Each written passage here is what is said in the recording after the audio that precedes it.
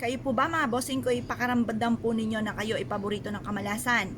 Asya, kung yung ipakaramdam ninyo, ipagdasal nyo po yan na kayo po ay layuan na ng kamalasan at kailanman na hindi na kayo mamalasin pa. Ako po yung may share sa inyo mga bossing. Basta ito po, kapag ginawa nyo, kailangan kayo po ay ang nasa isipan nyo panay mga magaganda. Kasi hindi natalab ang mga paggawa ng pampaswerte kung mga pangit naman ang nasa isipan nyo. Na halimbawa, kayo ay malas, kayo ay lagi walang pera, kayo po ay hindi na magiging matagumpay sa buhay. Hanggang dyan na lang kayo. Yung mga salitain ganyan, nako, kalimutan nyo po yan. Hindi po yan makakatulong sa inyong pag-unlad at bagkos ay kayo po ay panghihinaan pa ng loob at kayo po ay kumbaga kung ano yung naisip nyo, magkakatotoo po yan. Kaya alisin ang mga ganyang isipin, yung hindi makakatulong at bagkos ay panghihinaan ka pa ng loob. Nako, baliktarin po natin ang mga nagaganap. Halimbawa, walang pera. Magkakaroon ako ng napakaraming pera. Lahat ng mga pangarap ko'y matutupad. Nako, ewan ko na lamang kung ako'y mamblema pa sa pera. Mapuputos ang aking pitaka sa dami ng perang darating. Ganun po ang pag-wish. Huwag kayong mag-wish ng mga yung tipo ba na panghihinaan ka lang ng loob. Lagi mga magaganda ang i-wish po ninyo. Kaya lagi ko rin tinatitle panay mga magaganda. Kasi kapag tinatitle ko yung pangit, yung po ba ay gugustuhin nyo, di ba? Walang may gusto ng pangit. Kaya panay mga magaganda ang mga wini-wish po natin mga bossing at ganoon din ang ating isipin. At kailangan po mga bossing positive lamang. Ito po ang ating gagawin. Ito po mga bossing ko ang ating sile na makapangyarihan, paborito. At ganoon din po mga bossing ko ang ating asin. Ang sile, mga bossing, napakasarap nito, lalo-lalo na kung may sabaw, lalagyan ng patis, silit, kalamansi. Ay, Diyos ko, panalong-panalo, napakasarap ng kain. Kaya lang, ingat po kayo dahil nagkakaedad.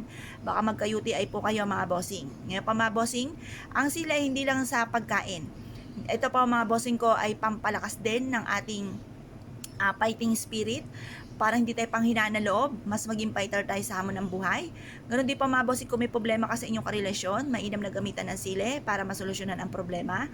Kung kayo pa mga bossing ko ay isa sa mga dumadaan sa mga napakaraming mga pagsubok, gamitan nyo po ito upang sa ganon magtuloy-tuloy ang swerte at hindi na kayo muli mamalasin pa.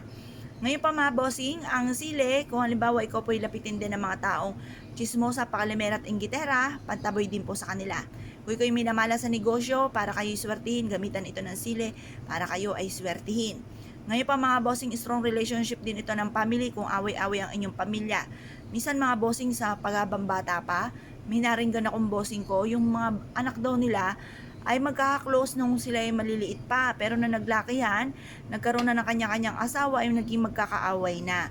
Ngayon pa mga bossing, pampalakas din po ito ng strong relationship ng family para manumbalik yung bonding ng family. Ngayon po mga bossing, mag-wish ka kung anong nais po ninyo. Harap sa may silangan ng 6:30 or kaya po ay alas 7. Matatapos ito hanggang alas 8 kasi ibibilad pa po natin siya. Pero kapag pupul moon, lagi nyo po tandaan alas 7 or alas 8 ang mga pinakamagagandang araw. Ngayon po mga bossing, ko kayo po naniniwala, subukan nyo po ito, proven po ito na napakaswerte.